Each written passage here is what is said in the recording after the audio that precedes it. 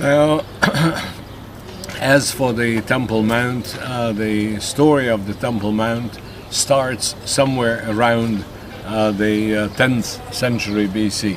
Until that time, most probably, Temple Mount was outside the city. It was joined to the pre-existing city, most probably by Solomon. The biblical account tells us in the 3rd chapter of the 2nd book of Chronicles, verse number 1, it tells us that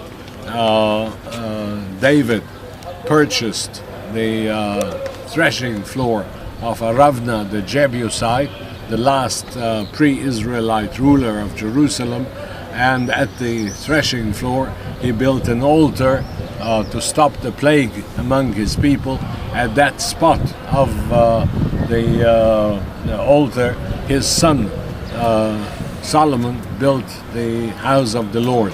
By the way, that building, which was built in the 10th century, is never called temple. It is always called house of the Lord or house of God. That building was the focal point of worship for the united monarchy in the days of Solomon. And after the split, after the kingdom split, after the schism, the temple continued to be the center of life for the kingdom of Judah, and around it developed the idea that this is the only possible place to worship God. Again, it would not be possible to worship God anywhere else but at this spot. This is the place chosen by the Almighty. This is the place where the Almighty has his foothold upon earth, and this is the place which connects heaven and earth.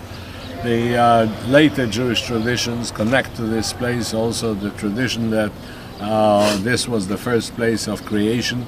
The rock under the dome of the rock was the first one to be created, and the rest of the world was created around it. They also tell us, the ancient traditions, that the earth for creating the first of mankind, Adam, was taken from the Temple Mount. There are lots of other traditions connecting to the Temple Mount. It is the center of earth, etc., etc.